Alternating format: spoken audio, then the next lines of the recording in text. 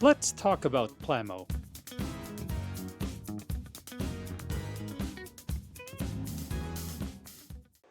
This is Gundam Dynamis. You could say he is actually my first graded Gunpla. It's not my first exposure to Gunpla. When I was still in the Philippines, I actually did build a lot of high grades and a lot of no grades, which is no grades are usually 1/100 no grades.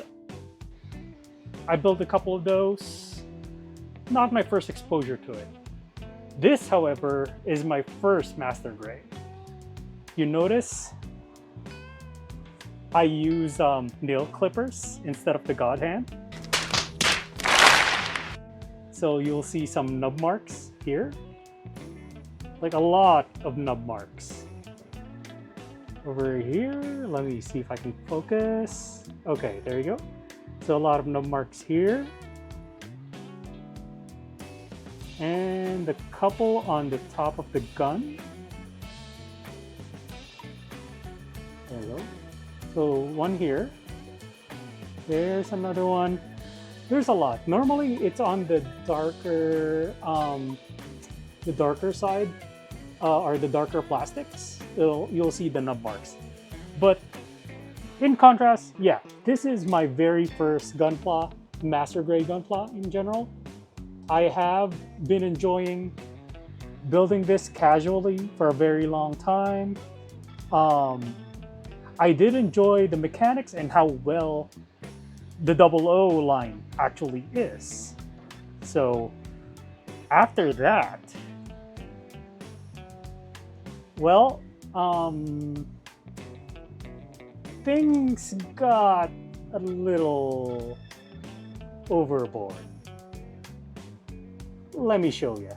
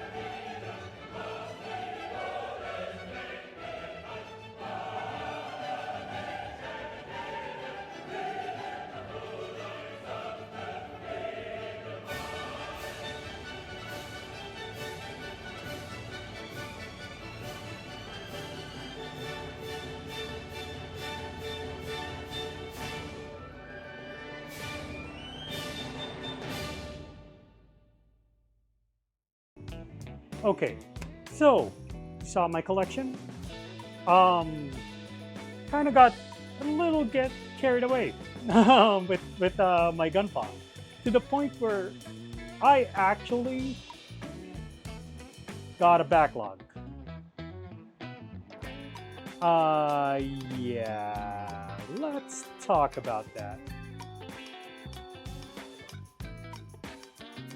So, as you can see, I still have a lot of backlog when it comes to Gunpla. But I am not, I'm actually restricting myself to a lot of these when it comes to units. So I believe the only exceptions right now is Vidar, because the Vidar looks honestly awesome. But the exception for Gundam is I will buy special edition ones. And for example, Ecopla. So I am actually, let's start with Ecopla. So with Ecopla, my plan is, at the moment, I have 5 Ecoplas. So I have the Exia Ecopla, the Ailstrike Ecopla, the RX-78 Ecopla, and the Barbatos Ecopla. And finally, I still have an unbuilt Wing Zero Custom, Ecopla Burka. I am planning to get the regular edition of this because the plan is I wanted to have the regular edition of this Ecoplas side by side with the Ecopla version of themselves.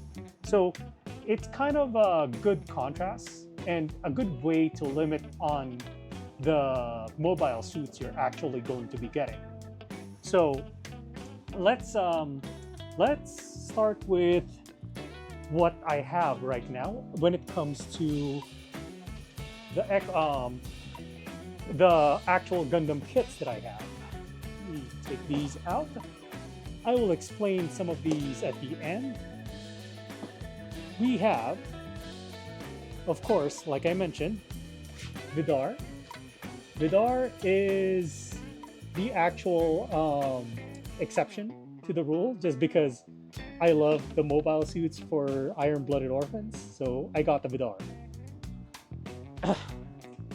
Then I got the regular Exia. This is the Master Grade 1100. Then the regular Barbatos, also Master Grade. I got the RX-78 3.0 Master Grade. And the Ale Strike Master Grade. So, on top of the Master Grades, I actually did, my friend all of a sudden says, "Hey, have you seen these cross contrast lines?"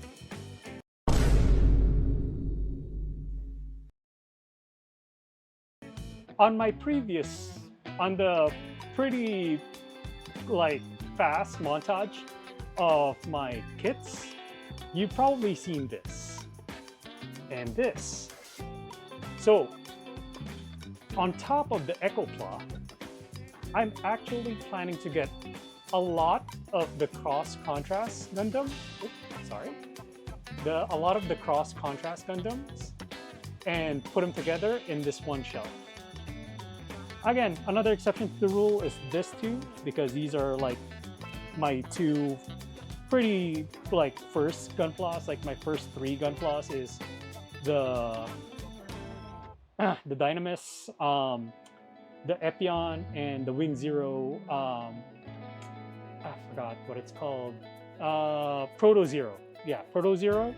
So those are my three OG Gunplas, and then this one is actually the Gundam Base Unicorn.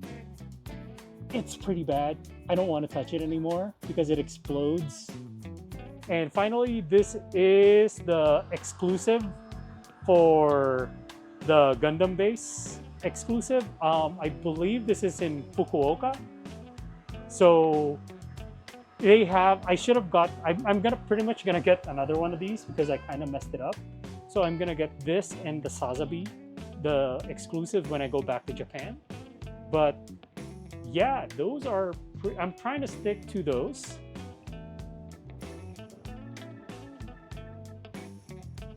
So on top of that, of course,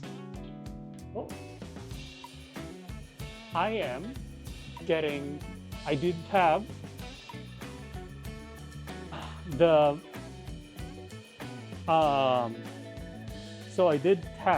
the I believe this is the Master Grade Extreme Unicorn Final Battle version, and this is a special one, Ariel, the full mechanics.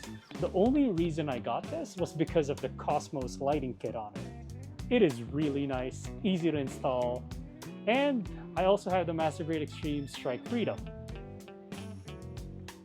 So a lot of this is pretty much, I like the special edition ones. I can actually say that I have a complete line of Master Grade Extreme. So I have both the Unicorn Master Grade Extreme and the Strike Freedom Master Grade Extreme. On top of that, I actually did collect all 4 Unicorn Perfect grades. And if you see, there's an ungraded Exia in here. But yeah, I got all 4 unicorn perfect grades. Yeah, so the next perfect grade I am planning to get is the new. And then finally, the remaining special edition kits that I actually have is the cross contrast new Gundam.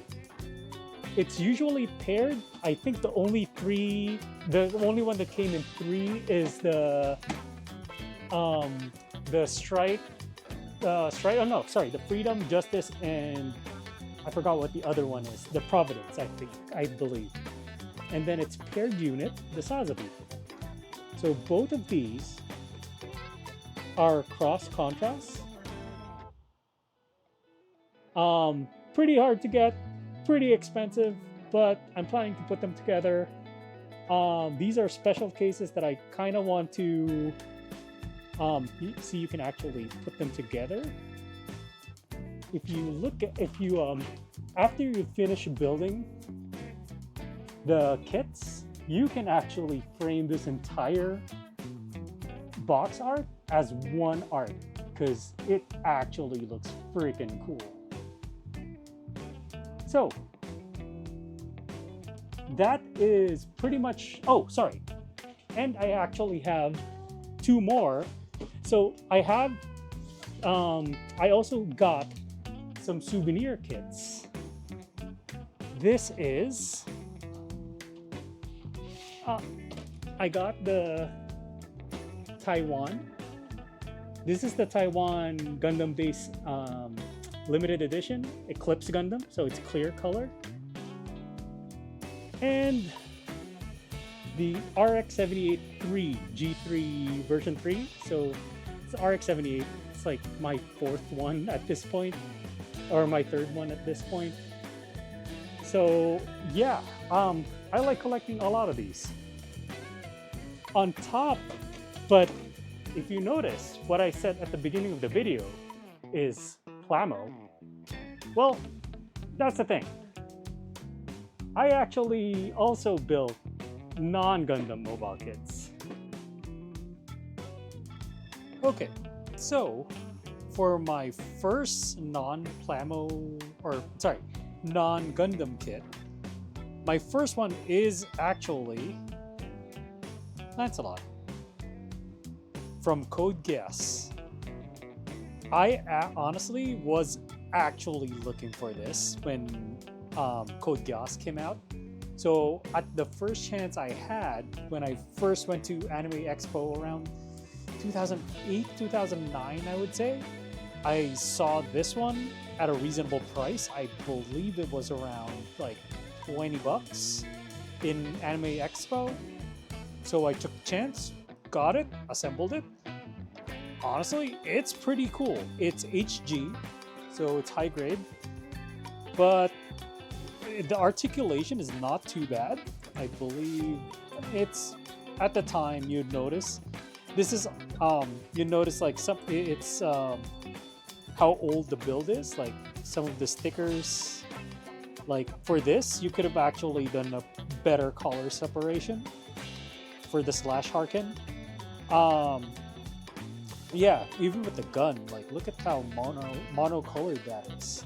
But for the Slash Harken, you could have actually done this as a colors, color separated with, more recent HG units. Yeah, again, you can see how old it is. I dropped it a couple of times, so you see some of the feet guard is out. So yeah, even this.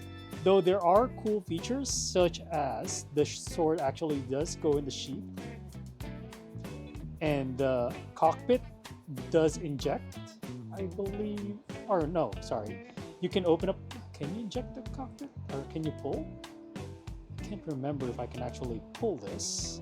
I believe you can actually pull the cockpit out. Let's see. And this. Oh, sorry, yep, nope, you cannot inject the cockpit. It's pretty stuck there. But yeah, no, this is a really cool kit. I think this one you can remove from the top. one second. Yeah, no, this one you can't. So yeah, it just opens up the cockpit, allows you to see what's inside. Yeah, see, it just comes out when you try to pull it by there. Honestly, it was one of the more cooler kits that I saw. As again, as you see, it's how do you call this? My inexperience on building this is showing. Look at all the nub marks here. This was one of those kits that I built with a nail clipper, using a nail clipper to cut from the sprues. So you see from there, there, and yeah, there's a lot. But honestly, the concept for this mech I really love, just because if you realize how slow actual like Gundams walk, they're pretty slow. I believe the fastest land-based mech so far without the wheels is the Avas. The Avas are like super humanoid-looking bipedal runners, essentially. But without without any floating, hovering guides, like just straight up running, I believe Avas are the fastest. But in order to counterbalance that, they actually got the wheels on the back of Nightmare frames. So I really enjoyed how they architectured this particular mecha. So that's actually one of the first non-Gundam that I actually built. And my next one would never, what do you call this? Would never have materialized without my buddy pushing me when we went to Japan. Me and my buddy was like, oh, like, hey, there's an Ava kit. Look at there. So he got me into building Plamo, or sorry, Artpla.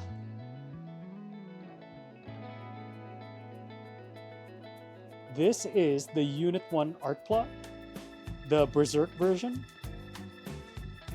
So when you actually grab or buy this unit, this is essentially gray. This is gray. It's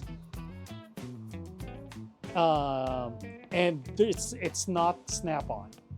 So this is closer to Warhammer Warhammer models, or as close to Warhammer models as possible. Just the size difference.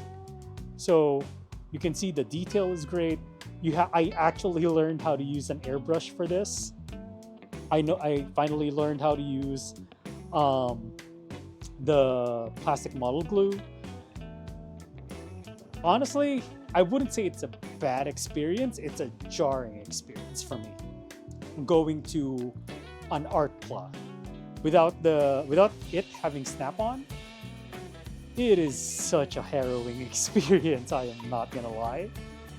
And I had to glue each one, and then I had to learn how to paint each one. But otherwise, honestly, for my first painted model kit, it doesn't look bad. Leave down in the comments below. What do you guys think? But yeah, so moving on from that, well, let me stop this.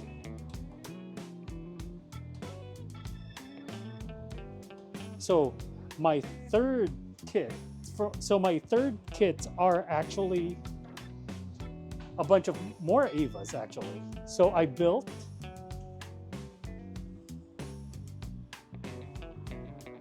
Unit 02 and Unit 01 RG kits. I love this kit so much just because they are so posable. Like, it is incredibly posable. Like, it's so flexible. It's actually I am so baffled and excited at how posable these things are. Like, it's insane how good these kits look. This is my first experience with RG, and it's not with Gundam. It's actually with Ava. So yeah, I enjoyed the process of actually building these two kits. And then after that, Well, my childhood non-Ava kit struck back. Oops. Hold on, sorry. So my childhood Ava kits actually struck back that I saw these at a good price, and in my first visit to Taiwan, oddly enough, I got it at a Gundam base. And it's the Lancelot Albion.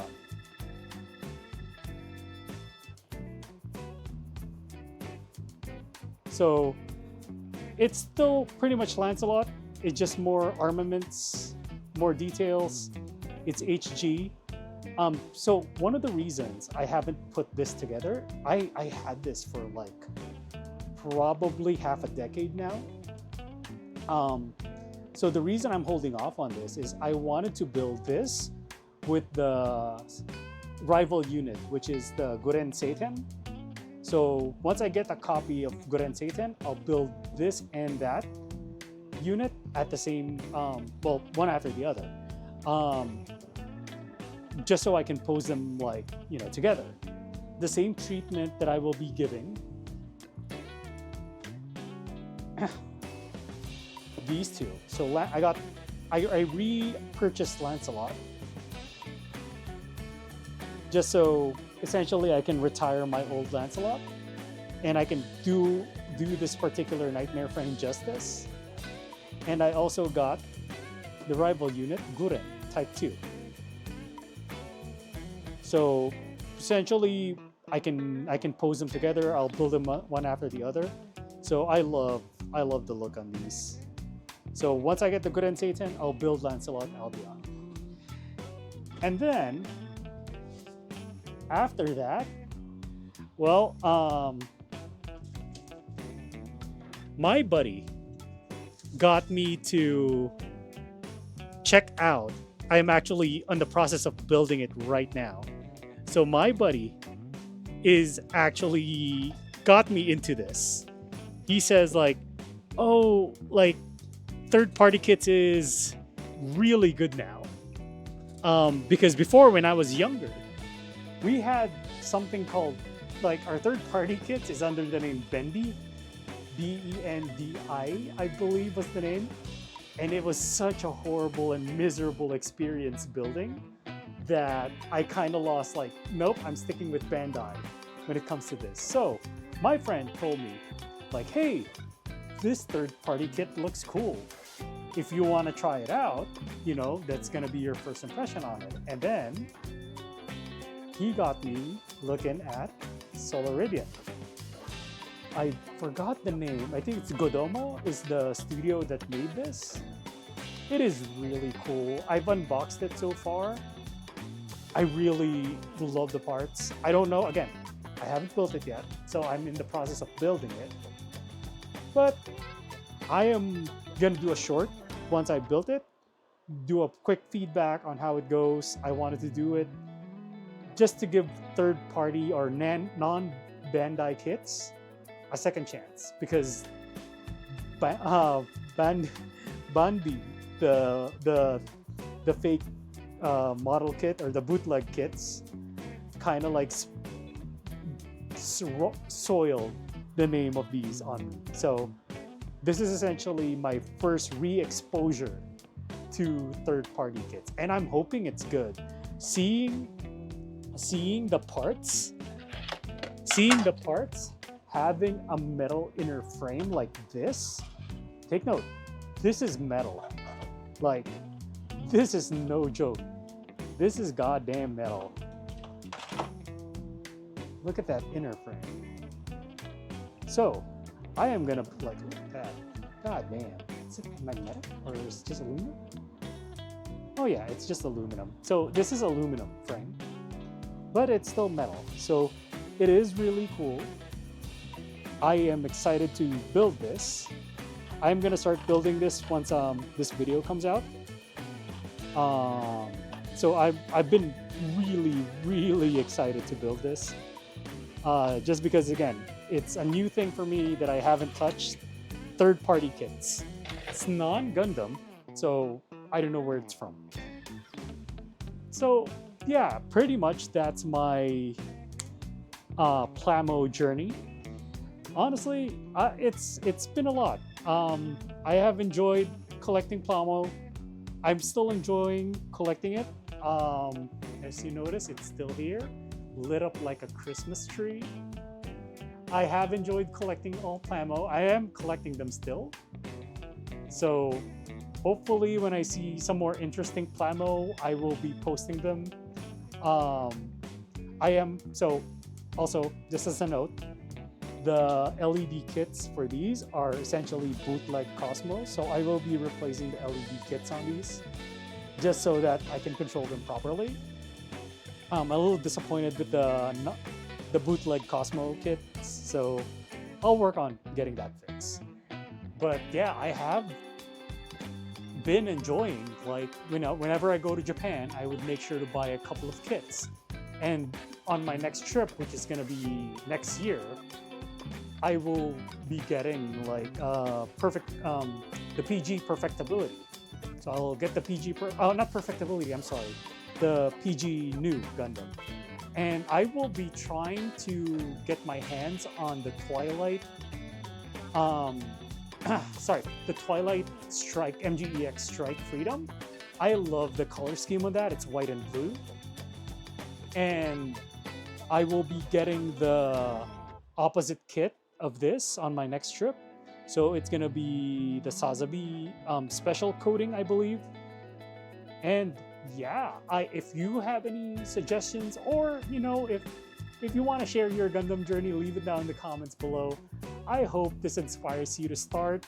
I hope, again, as odd as having a backlog is, it's pretty cool to just be able to grab a kit from your backlog whenever your hand starts like, hey, I like itching to build something. Grab a kit from your backlog and then build something. Make sure you I would say my biggest advice is do it as take a break after every kit. One of the biggest mistake I honestly made as a Gunpla builder, I built 5 if you include Exia. But if you include Exia, I built 5 perfect grades, 4 unicorns, one after the other. So it's kind of insane the amount of unicorn Gundams I built. And yeah, it kind of burnt me out at some point. I'm getting back into the groove of building more kits. Like again, I'm starting with my first third-party kit, which is the Solaridian. It kind of looks like Sazabi, I'm not gonna lie. It has like all the bits and all that. So I will be continuing my Gunpla adventures. If I find some interesting, I'll post a video on it. But yeah, again, share your stories in the comments down below or any advice you guys wanna put out there for any Gunpla builders. For now, see y'all, and have a happy new year. Just as a quick thanks, I'd like to thank everyone who's watching this series. This is going to be a new series for me called Collecting Thoughts. If you guys have any other topics you want me to cover, or you would think I'd like to cover, put it down in the comments as well. Again, some creative feedback is nice. I would enjoy that. You make the editing better. Again, I have migrated to my full workflow to Linux right now, so I'm still getting the hang of editing videos via Kden Live. So bear with me on that. There is going to be a lot of editing mistakes. Again, these types of videos will essentially be a no script for me. This is essentially stuff that comes out of my head right off the bat. I try to make it as spontaneous as possible. I would love for you guys to give me some feedback on it. And again, if you have any questions about some of the kits that I actually have for this video, leave it down in the comments. I'll try to answer them as I can. Again, till the next one.